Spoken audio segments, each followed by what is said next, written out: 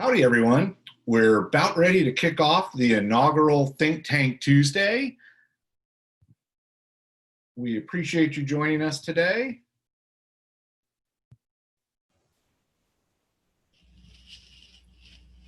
We're going to welcome you to the Industrial XR Forum, EndeavorVR Fall Digital Event Series. This is number 1. And you have the capability of seeing and hearing and being interactive throughout. So we're turning on our video now for all of our panelists. And when we say interactive, we want to make sure that we point out there's a chat section of your screen. If you look at the bottom row of buttons, this is a great spot for y'all to share who you are and where you're from. There's also a Q&A section, which is where you can talk with the presenters and ask all those burning questions about the tech, the ROI, use cases, whatever you want. Also, this event is being recorded, so you'll be able to watch it for replay whenever you want, wherever you want. We're kind of like the Netflix of immersive tech for you to be able to check things out. Just showing you a couple things coming up on the calendar. This fall series will continue in October and November. And then we have our Industrial XR Leadership Forum digital event in February and our hybrid live and virtual together in August. So if you go to industrialxrforum.com, you can check those kind of things out to be able to see what's happening. So stay tuned for those. Lastly, we produce quite a bit of content, reports, videos that give you really good insight and about the industrial end users who are developing and implementing XR programs. It's all available for free. You just go to industrialxrforum.com and you're able to download those whenever you want. So you can watch it and read it. And I mentioned before, kind of like the Netflix of immersive tech. So it's a great opportunity for you to be able to check all of those things out and interact with our 5,000 VR/AR leaders globally.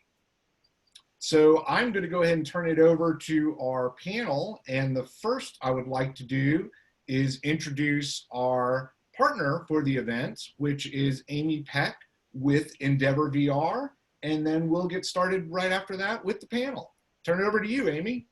Great, thanks so much, Sean. Yes, I'm Amy Peck, my company is EndeavorVR, and we focus on XR in the enterprise at scale with both, we work with both enterprises and really a very curated small group of top tier ISVs, and really hoping to push the industry forward. And that's really how this all came about. I've been working with Industrial XR Forum for the past 2 years. I've been to their events, which are fantastic. And so we decided, let's really talk about some of the issues that we're facing now, especially in light of COVID. So this is the first in the series. So without further ado, I would like to hand it over to the inimitable Charlie Fink.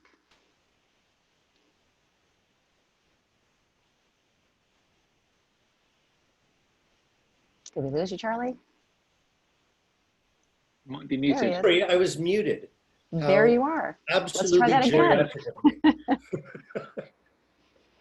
again. This is a timely panel because so many companies are turning to remote solutions for training and educating workers, since that, especially high touch work like skills training, cannot be done person to person.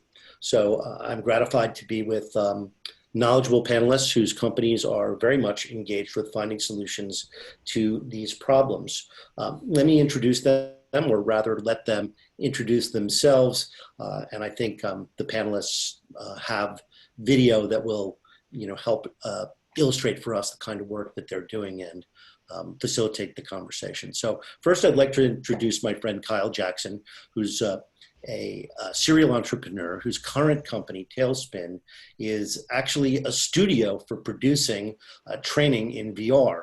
And they have been focused initially on soft skills training and have done some extraordinary work that I'm sure he will tell us more about. Kyle? Great, thanks, Charlie. So I think the best way to actually kind of introduce the company is start with the video. So Sean, if you can maybe play that, then I'll build off of filling in some more color off of that.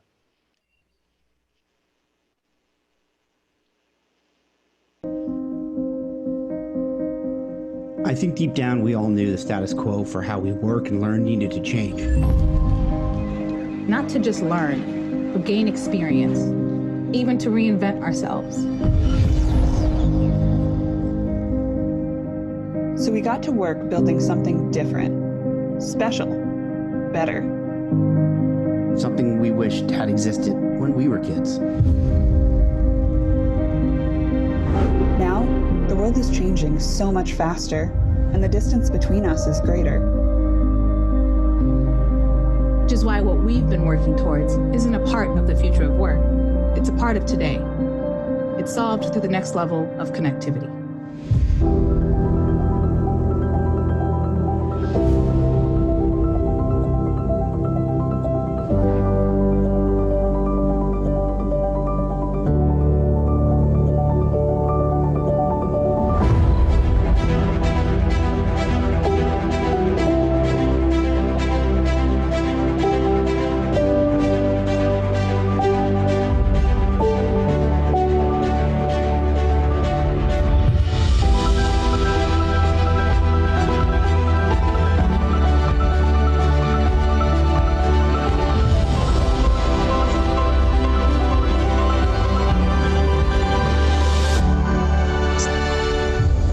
May have changed, but those of us in it have not.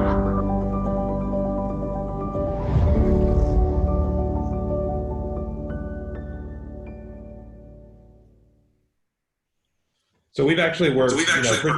Oh, now I'm hearing myself. Here we go, Sean.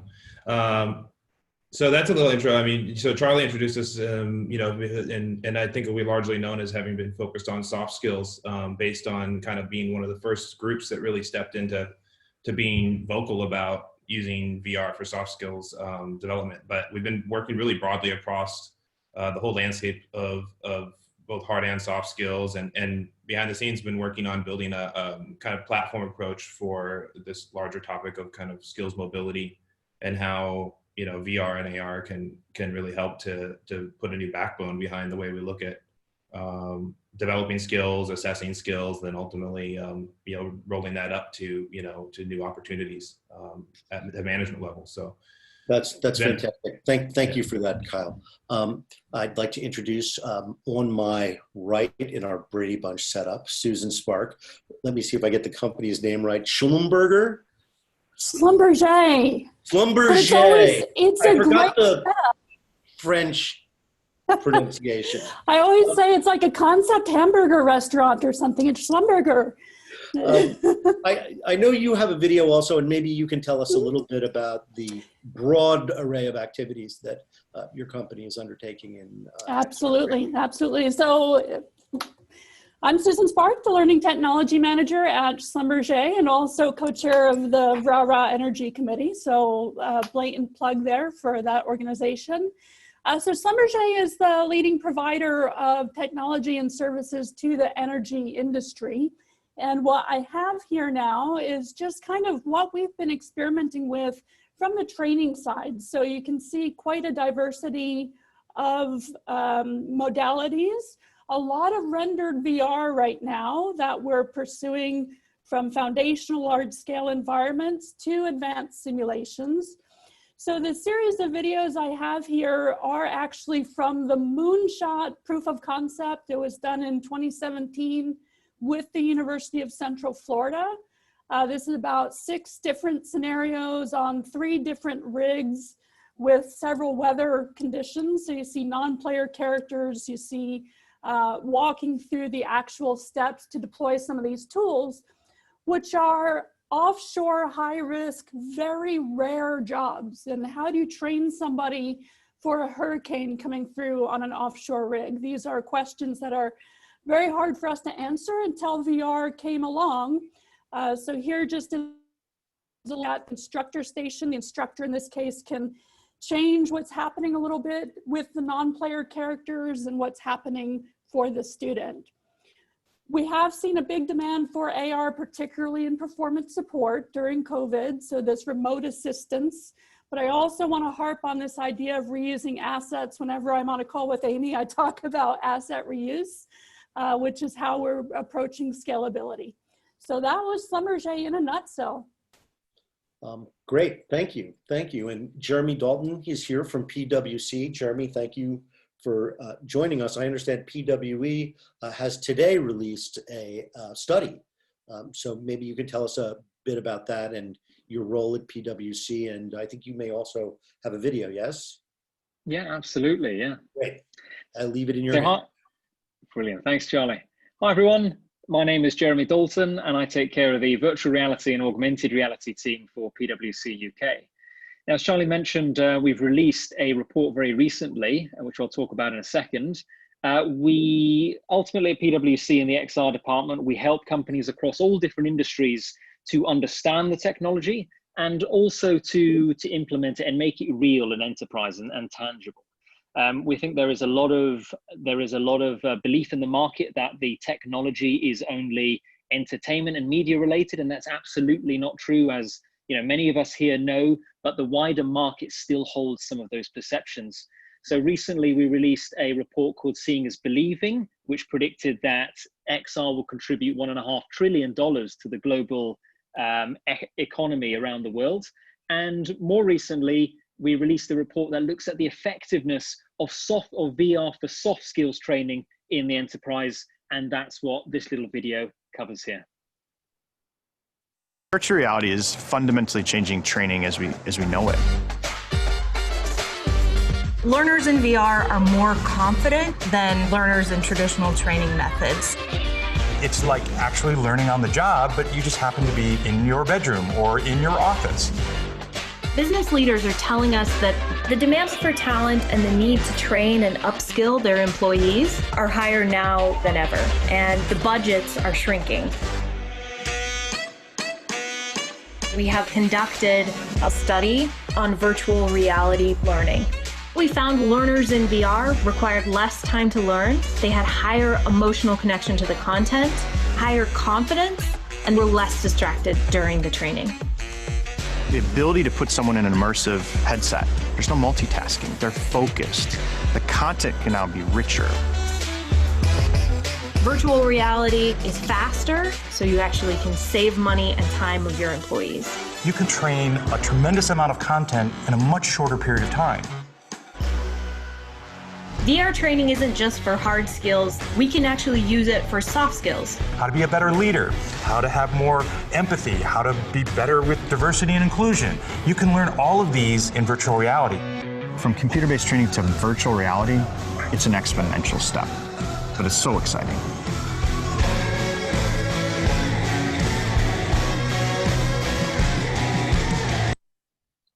So if you want to dig into the depths of that report, that will be made available to you after this panel.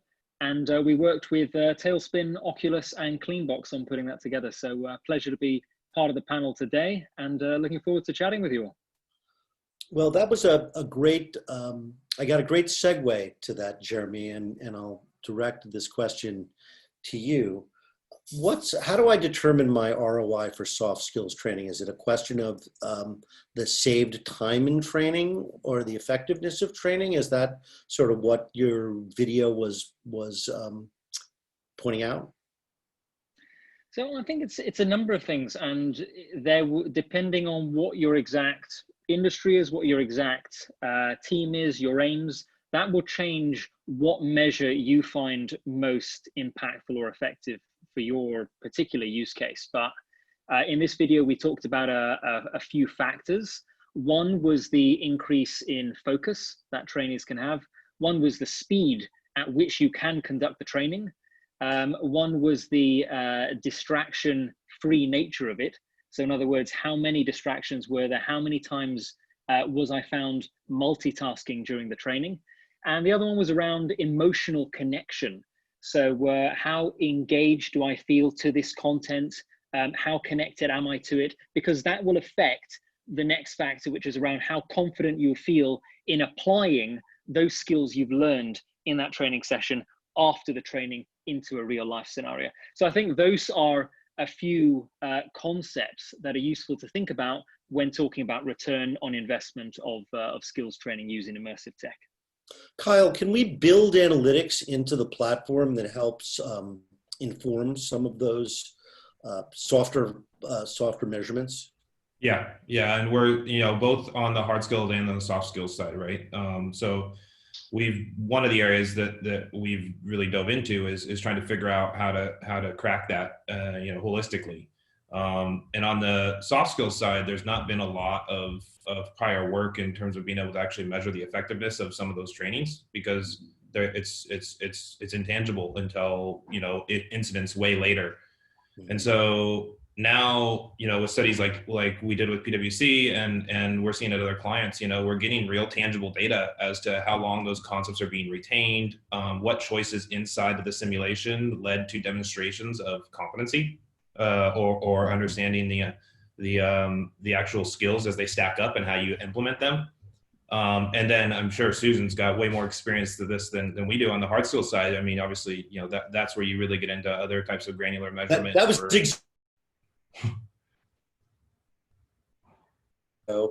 emphasized a lot of hard skills. Yeah. I wanted to follow up with you, Susan, and have you tell us a little bit more about both what we saw and what the company is doing in that area. Yeah, absolutely. And we are a very big engineering company, and so the default usually is technical skills. One of the advantages, I had mentioned University of Central Florida as our partners on this, and they continued to consult with us and develop. They really are good at that human factors. And so what they did was come in and really start challenging this concept of a distinction between soft skills and technical skills. So what they pointed out very correctly was that a great deal of the success of this type of technical deployment is tied to how this particular specialist can actually communicate to several different types of people on that rig. So the actual training is a blended learning, and the other students in the class are role-playing. So they're role-playing other characters. So that gives the students the ability to see many different perspectives, to run through that job many different ways. And it really changes the dynamic of how they discuss and relate to the content. In fact, one of the instructors insisted that his physical space in the workshop was set up like it was in VR, so that he had this continuous experience. So for us, we're trying to move away from the distinction between the two and really look at this holistic approach to simulation development. Jeremy, do you see your clients behaving in the same way that Schlumberger is with its? The way we're seeing clients react is quite interesting, because it's quite diverse in nature. A lot of people ask me, well, what do you find any particular industry that is really focusing on XR particularly? And I have to say that there isn't a single industry that is proving to be more interested or coming to us with more inquiries than another. The great thing is we've had inquiries from all these different industries around the value of XR for training and otherwise. But what I have noticed over the last, I'd say, few months post-COVID, once it's become a little bit more of a normality, is that we've had the attitudes of clients change. So no longer is XR seen as this sort of luxury item. Would be nice to have, maybe we'll look at it in the future, don't really understand it, don't have time for it. Now it's very much, we want to engage with it. There's a greater open-mindedness towards the technology, and that's fantastic to see. Yeah, I think this is actually a golden moment for VR, even though the industry isn't and the technology is not quite ready. But as someone famously said, you don't get to pick when you go to war and the technology that you go to war with. It's whatever you have at the moment.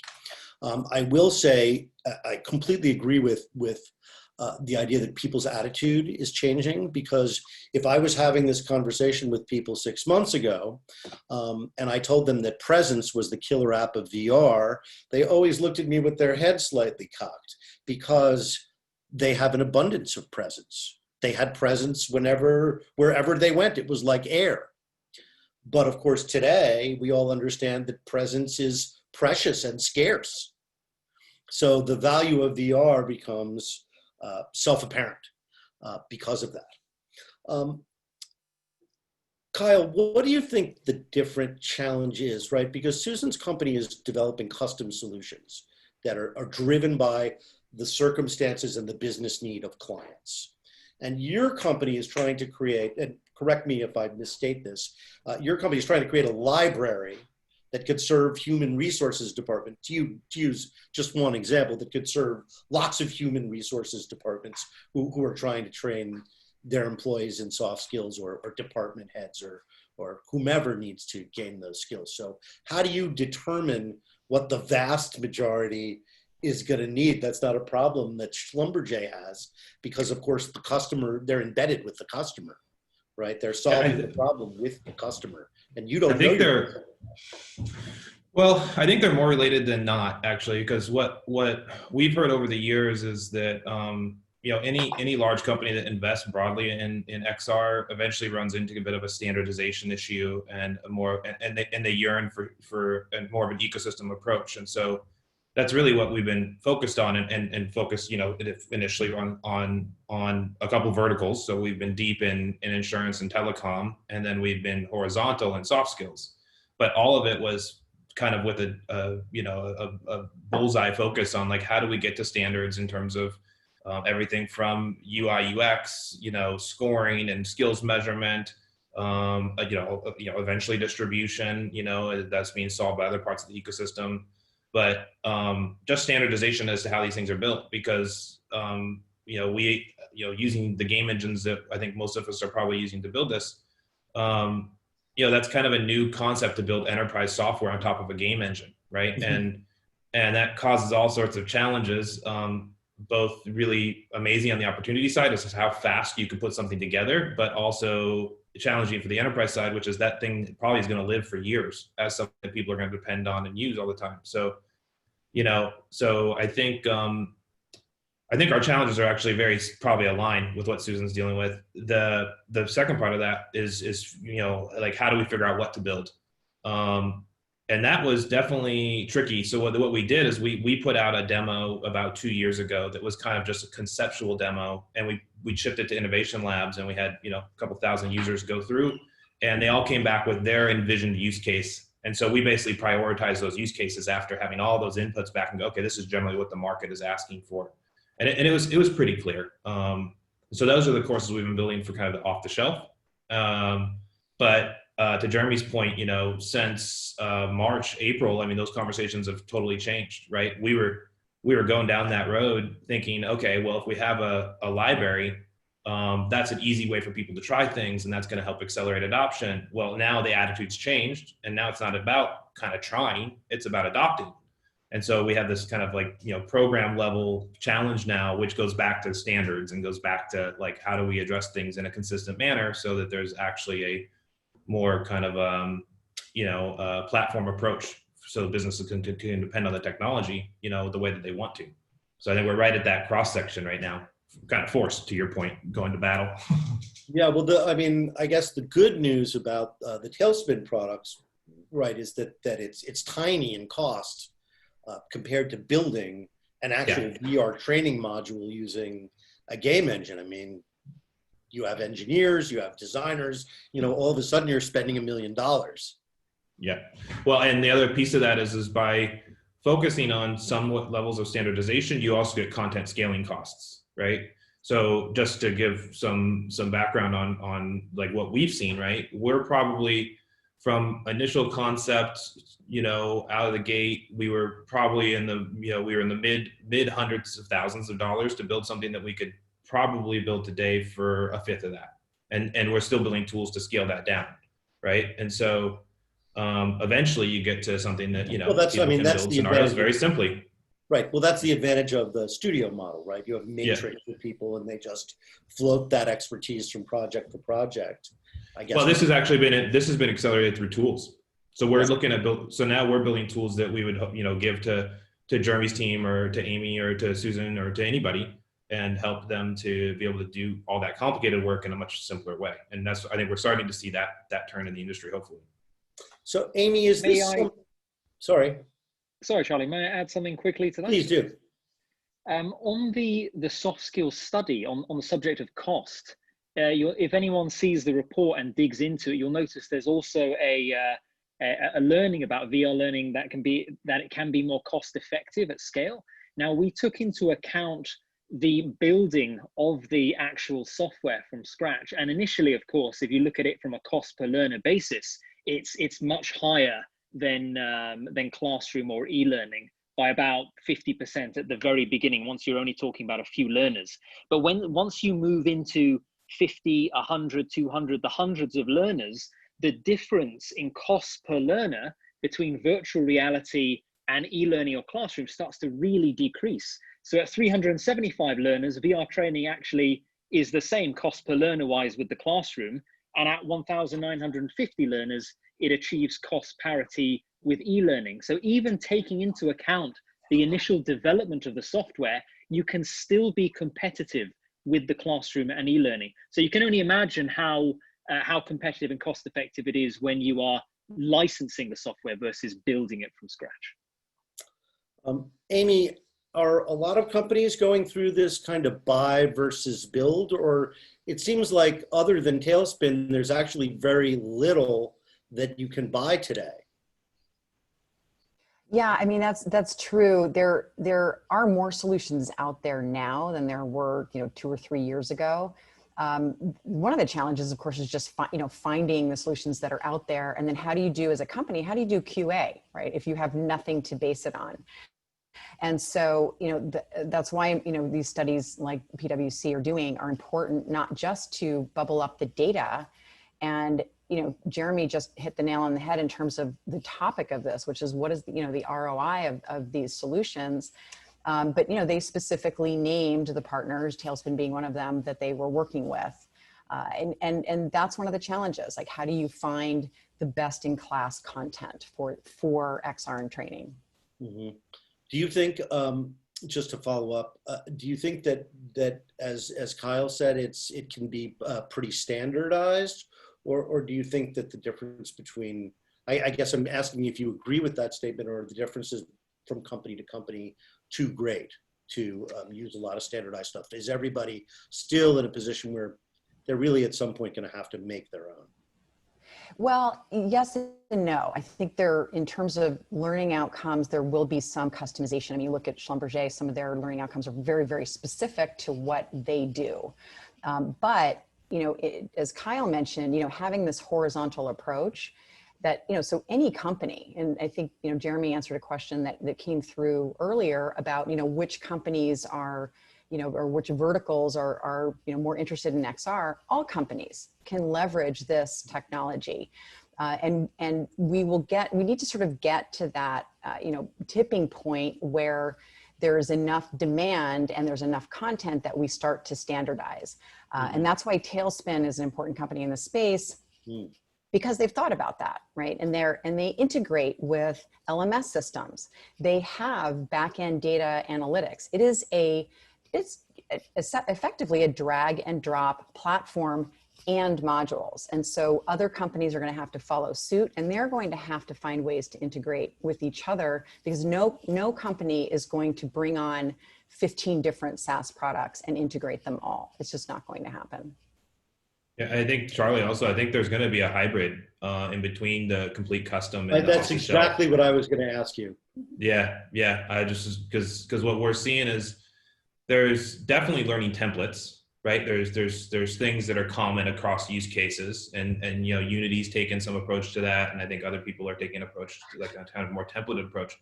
But even more so, like if you think of like borrowing a slide deck that somebody built for a common purpose and then turning it into your own slides, I think that's where we're going to get with this pretty quickly, at least initially on the soft skills side, because that's actually more standardizable in terms of how you can alter that content.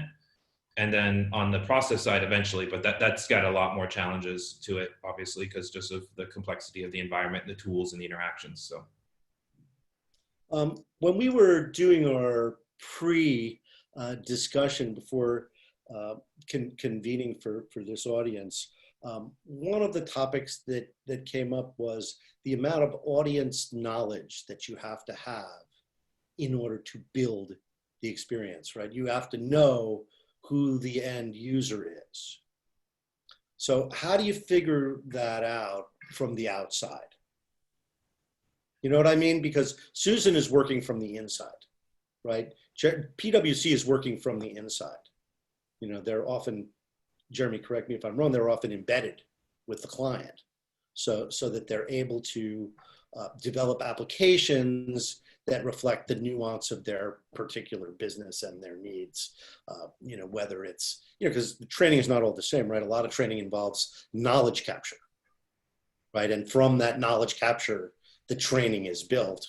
And in that case, it starts to be very specific. Or is that knowledge capture something that we'll be able to use across industries and somehow it'll be standardized? What do you think, Jeremy?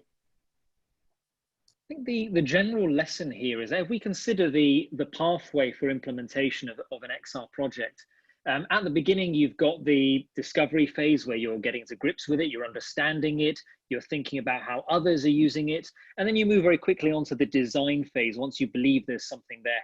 Now that design phase is absolutely critical because it's not only designing the experience, but it's also designing a plan for how you're going to deploy the solution, how you're going to collect data from it afterwards, and so on. Now, in that design phase, to really understand your audience and to make sure their views are incorporated into the development of the application, you've got to bring them in at that early stage before developers even start, you know, tapping keys on the keyboard. You've got to have your end users with you along the way, saying, well, what you're planning to do makes absolutely no sense because we already all know that, for example. Or, you know, I think you should really concentrate on this area because that's something we all have trouble with and it just doesn't get brought to life with e-learning.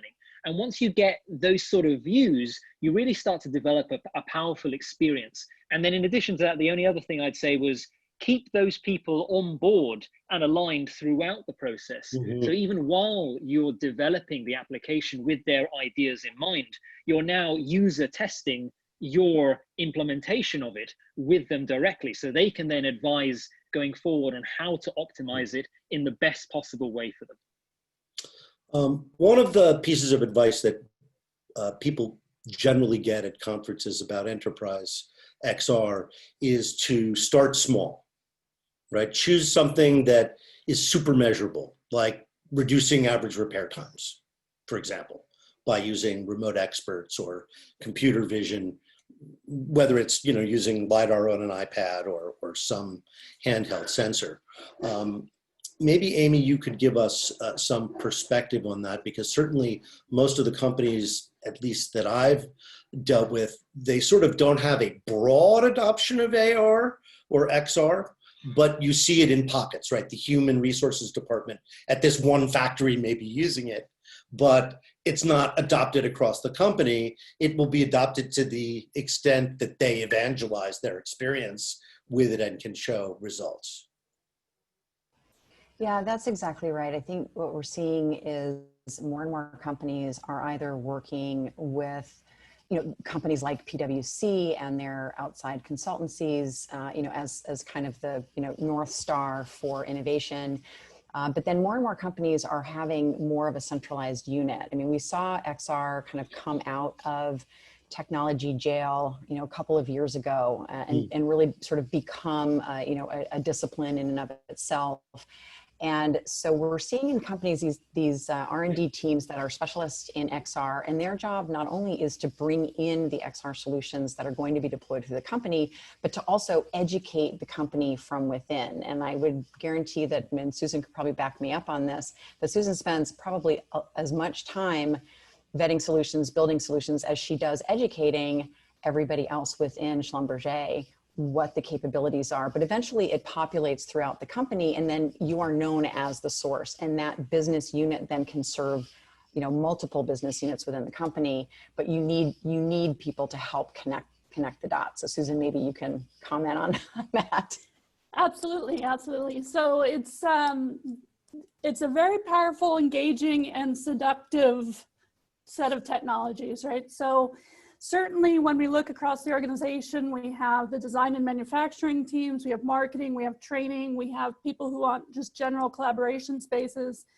And so we do see a lot of interest and a lot of activity in those areas. So we have been working to try and centralize at least the knowledge gain. If they did a POC, how did that work out? But for us, the ultimate goal is to understand that this is one company. So if we're creating the assets over in the design team, we can reuse those assets over in training and marketing with obviously different levels of optimization and finish. And then in our case, we have a lot of software development, and that software has simulation engines. So if we can put the three together, we can address a lot of the similar concerns. So it's where we start seeing the convergence between training and marketing and general interest in digital twins, for example. So I always recommend to go out and find people who are giving signs that they're on that same trajectory, and then start coming together to collaborate on that. Don't you think, Jeremy, that this suggests that really ironically, these new technologies are going to come to us through big organizations first rather than little ones, because among other things, big organizations have the luxury of having innovation teams that look at developing technology and can internally look around the company and inform the stakeholders what their options are and help them should they want to go forward with a solution. So I'm in two minds about this one, because on one hand, yes, there is a perception that larger organizations will be better equipped to implementing this technology in a bigger, more effective way, because they naturally have more resources to play with. However, on the other hand, there are a lot of smaller companies that are engaged in using XR in a smaller way. Now, the issue is we don't get to hear about them much because it's implemented in a smaller way. It never makes the news. We don't find it particularly interesting that they're using XR with 5 of their employees. So it doesn't make for an exciting case study, you know, for me to tell you, yes, the entire company of 5 people is using XR. So I would say, yes, there's a perception that larger companies will lead the way, but I wouldn't discount, if you are a smaller company, I wouldn't discount your ability to use XR in a way that can be as impactful for your company as it could be for larger companies. I would completely agree with that. There are off-the-shelf systems, by the way, that companies quite inexpensive. I'm thinking primarily of Moderator Assist for remote collaboration, although you can also just as easily use FaceTime.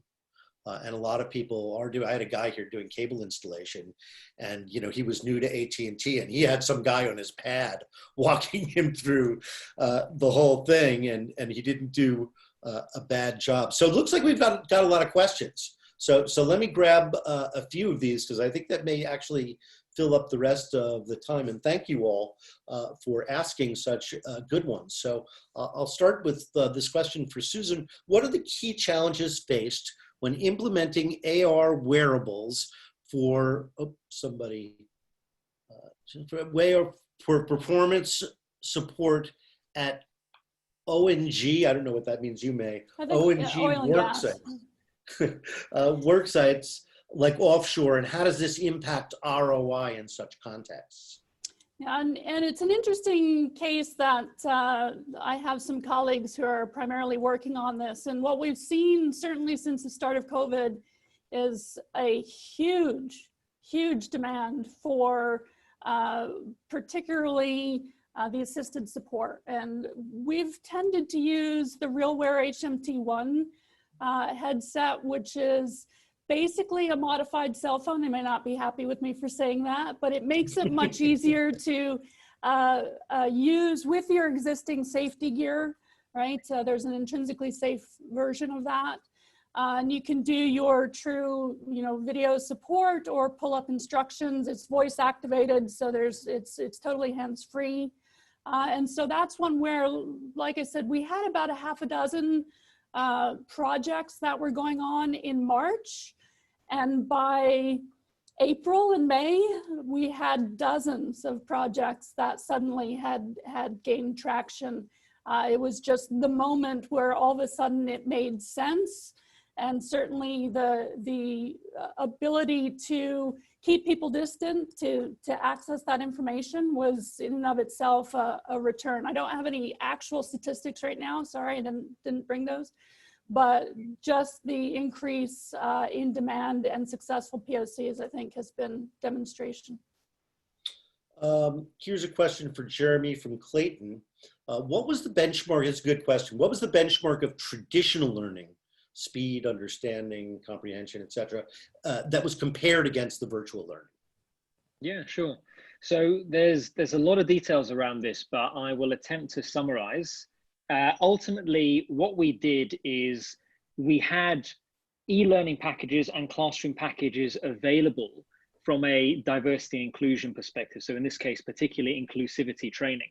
Now, what we wanted to do is to compare against those directly. So we didn't have something in VR ready for that, but we built a virtual reality version of that content.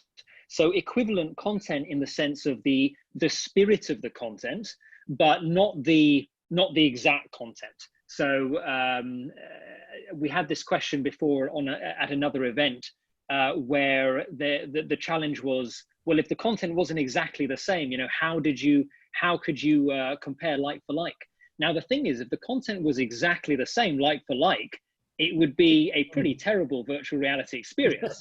If I took an e-learning video and I just plonked it into virtual reality with no regard for the medium itself, then we probably wouldn't be having this conversation right now. But what you have to think about is, how do you take advantage of the strengths of a medium like virtual reality when applying the content that you have that has been delivered in a different basis by the classroom via e-learning?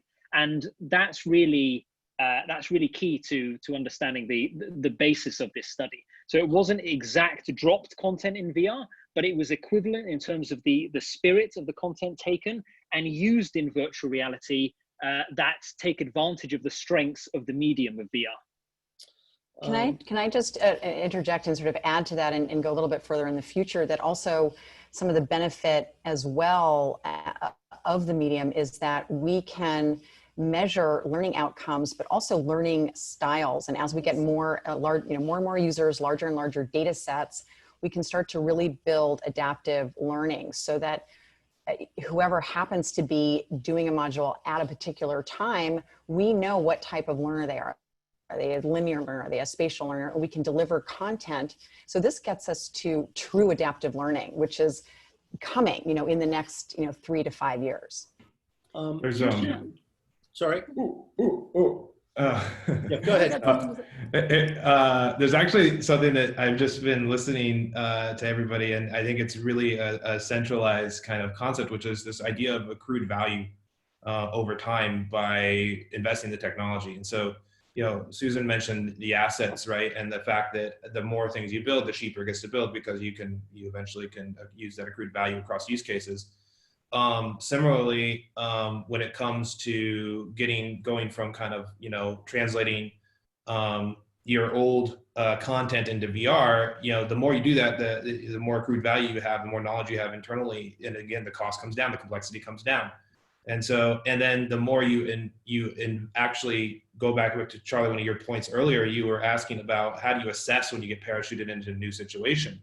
Well, what you learn over time when you start to look at these things more holistically, right? There's a tremendous amount of accrued value by combining use cases, right? Because what used to be taught in one module in e-learning, in another in a classroom, and then another in a lab, now actually can be brought into one, v-learning kind of module, and all of a sudden you've taken all of that value and compressed it down into time. So like, the more we can start to take more of like kind of holistic program level views, at least in the evaluation, upfront evaluation, if not the actual building, the more that you actually can build better ROI metrics, because they just get crazy after those first couple of use cases when you start to add up the different things that people have talked about here.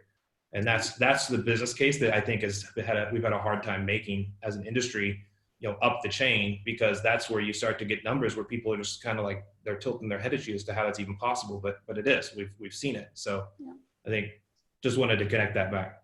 Yeah, and if I could just hook into that as well. So one of the important things that's hindering VR, I think, is that traditionally L&D ROI was 2,000 people took the class, they got an 83%. The room was cold. I hated the instructor, even though he was standing over me. And that was your data. And so that's very SCORM, that's very LMS. So I try and constantly remind people, don't let this 2-decade-old technology of the LMS define how you're going to show ROI for VR, because it's like putting a governor on a race car, right? The data that you can get out now is vastly different through XAPI. Let's see. John, we have so many great questions. Oh, here's a really good question. Amy, maybe you can help me out with this one from Walter Davis. When do you think we'll see the major learning/training content providers like Udemy, Skillsoft, LinkedIn Learning that work well in existing learning ecosystems start to offer AR and VR content? When we build the market for it. And so, and that's always the danger, right? This is the innovation question. Everyone wants to be second. No one wants to be first. They want somebody else to try and fail. I was even having a conversation this morning with a very large company who you all know, and talking about the same issue that, innovation cycles now are not what they were. You don't have the advantage that Blockbuster did have just sitting back and watching Netflix coming for them. All of this is happening now, and it's not just in the XR space. It's with AI, it's with blockchain. And, you wrote a book called Convergence, so you know this as well as anybody. So, companies need to really start, all of them, all the ones you just mentioned, need to start pursuing this right away. And they very well may be right now. Kyle, 2 questions for you. One has to do with obsolescence and updating. And if you think your modules need to be updated, or if you think they could be improved, do you work on them continuously? The other thing, and I'll leave this for anybody, is what role does their legacy training have? Does it inform the new training, or are we starting from scratch? So let me direct the first one to you, Kyle, about obsolescence and updating. Yeah.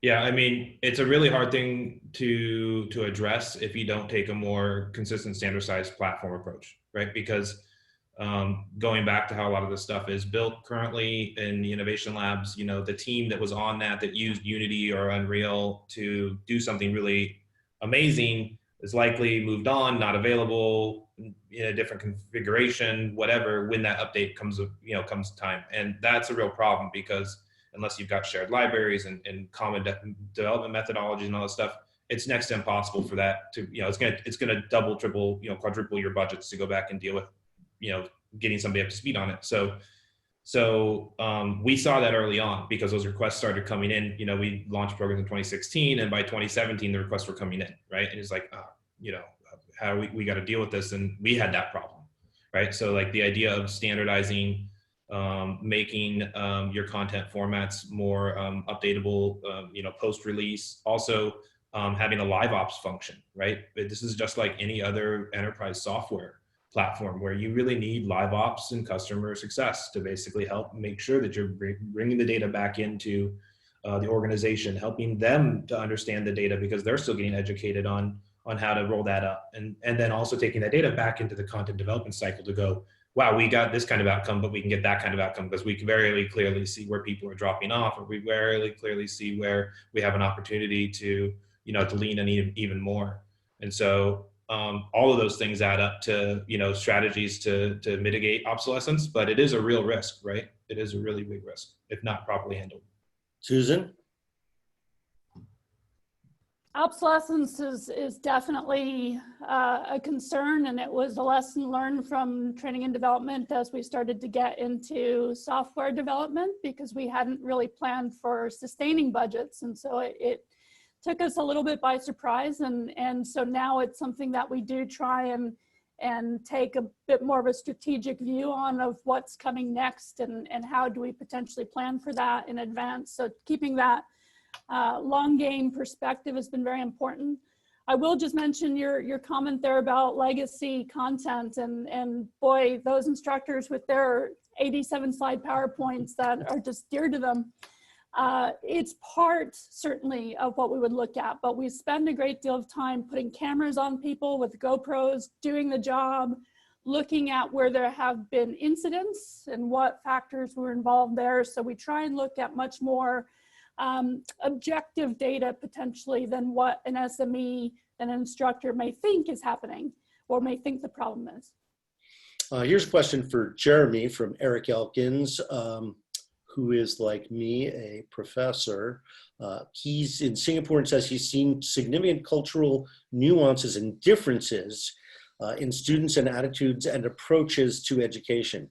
Does your research point out any effects or indications on how VR-based training impacts these differences? So I'm afraid the research doesn't go into that much depth, Eric. So I'm afraid no is the answer, but I can add a thought to the point that you raised, Charlie, around the aspects of the traditional way of learning and what's going to happen to it. Now, I think there's a lot of belief in the world that virtual reality is coming to destroy the real world. It's coming to take over, you know, from everything that we do and ruin real life experiences. When in fact, you know, the truth is that virtual reality is not there to replace absolutely everything. And, you know, that's a point we talk about specifically in the report, that you still need a hybrid learning and development program. Virtual reality is not the answer to every single you know, problem you're having in the organization. It's not a silver bullet. You don't just put a headset on someone and suddenly everything's solved. It's very, very powerful in certain cases like soft skills and practical skills, hard skills especially. But even in those cases, it doesn't mean you're suddenly going to move absolutely everyone and everything to virtual reality. It can coexist with real world experiences, and we believe it should do. Yeah, nothing replaces instructional design, right? Well, right. Well, somebody has to put the VR headset on the student and tell them why, and then debrief them after the experience. So you don't, you know, it's not completely, you're not completely automating the process. The trainer, the people are still needed to deliver a program. You know, very, very rarely, perhaps more often than I think, Kyle, do your modules, can people just put it on and use them, or do they require some kind of training context? So we try to make them as much self-service as possible, just because the end goal is kind of going back to something Amy pointed out, which is this idea of like really dynamic individual personal learning journeys, right? And so while while today you might be being delivered a specific program that has been prepackaged based on L&D, you know, goals, what we're seeing, right, is we're seeing these open access libraries where people can go in and reskill themselves. They can build their own ability, you know, their own credentials, and then use those credentials to you know, prove that they're ready for a new opportunity inside or outside the company. And so, you know, as we go forward as an industry, you know, it's our belief that that's going to be a trend that it becomes even more powerful with VR. So we do want to try to promote the idea of self-service, you know, but then when in a program, make sure that you are bringing all those other modalities into it. So there's ways to add collaboration on the front of a soft skills simulation, right? Where you all meet there, you talk about what you're about to meet in VR even. And, you know, we meet there, we talk about what we're about to experience, we go off and have our personal learning journey, we come back. Then there's a post-mortem where you're talking about using a traditional e-learning module to like prove out what you learned or whatever. So those programs are still going to be packaged when appropriate. But, you know, the idea of kind of an open world where you can go and you know, gain new skills that you just didn't have access to for reasons of not coming up in the engineering organization versus the H&R organization or whatever, is really part of like the potential here, right? Let me end with a big, now there are a bunch of unanswered questions that we did not get to.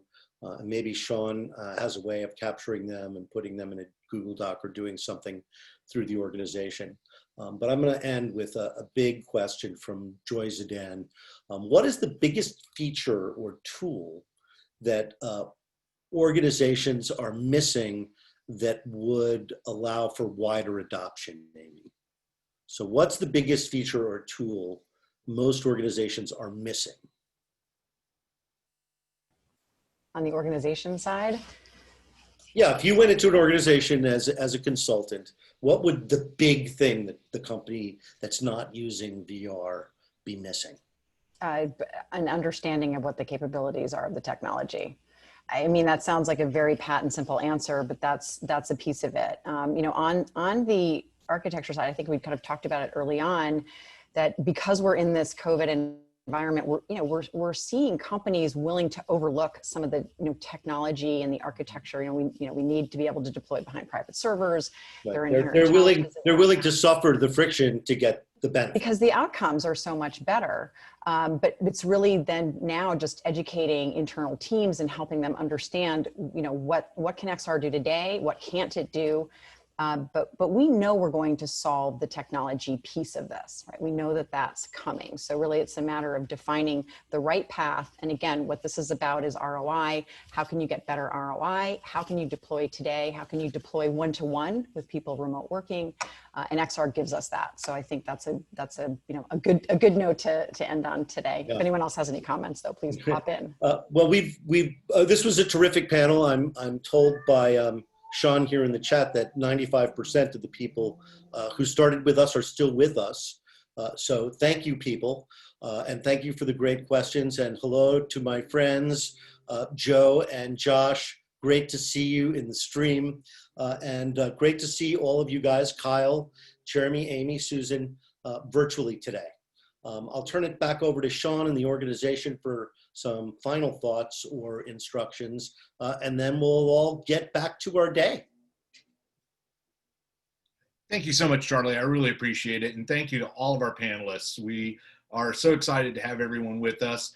You probably see in the chat, we've got contact information for each of the panelists that's available through their LinkedIn. We will be taking the remaining questions and getting those answered, and we'll be putting that back out, as well as a link to the replay and the ability for your colleagues to be able to take a look at it as well. So thank you so much on behalf of the Industrial XR Forum and EndeavorVR for being part of our Think Tank Tuesdays fall series, and be on the lookout for October and November. Take care and have a great rest of the day.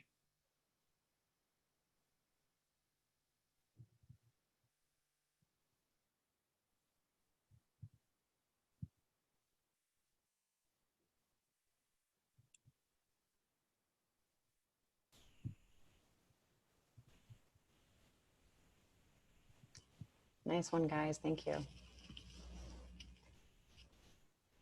Thanks, Amy.